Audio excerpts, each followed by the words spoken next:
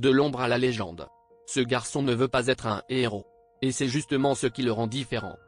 Depuis toujours, il poursuit un rêve que personne ne comprend vraiment, devenir une ombre, une présence invisible capable de contrôler les événements sans jamais être vu. Là où les autres cherchent la reconnaissance, lui cherche le contrôle, le silence, la domination discrète.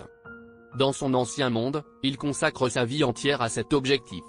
Chaque nuit, pendant que tout le monde dort, il sort dans les rues pour affronter des criminels, tester ses limites, et repousser son corps jusqu'à l'extrême. Il ne cherche pas à sauver qui que ce soit, il cherche simplement à se rapprocher de l'idéal qu'il s'est fixé. Mais malgré toute sa discipline, il se heurte à une limite qu'il ne peut pas dépasser, il lui manque un élément essentiel. La magie. Dans ce monde, elle n'existe pas, et sans elle, son rêve restera incomplet. Puis, sans prévenir, tout s'arrête. Un accident brutal met fin à sa vie. Mais au lieu de disparaître, il renaît dans un autre monde. Un monde où la magie existe réellement. Et à partir de ce moment-là, tout change. Il obtient une nouvelle identité, Sid. Dès son plus jeune âge, il commence à s'entraîner à nouveau, mais cette fois avec un avantage décisif. La magie devient son outil principal, et très vite, il atteint un niveau bien supérieur à celui des autres. Mais ce qui le rend réellement unique, ce n'est pas sa puissance. C'est sa vision.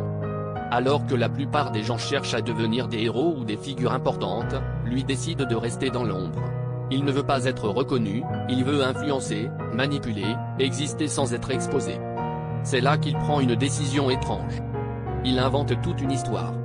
Une organisation secrète. Un ennemi caché.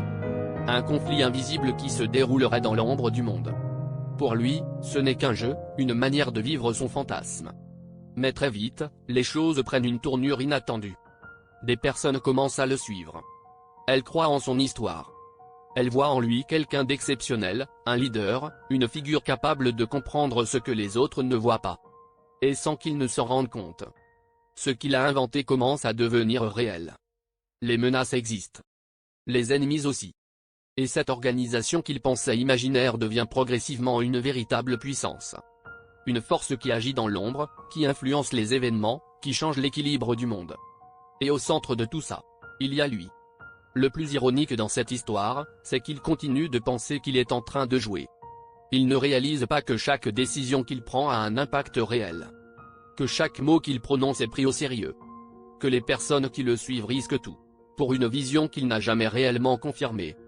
Et pourtant, sans le vouloir, il est déjà devenu ce qu'il cherchait depuis le début. Une ombre. Une présence invisible. Capable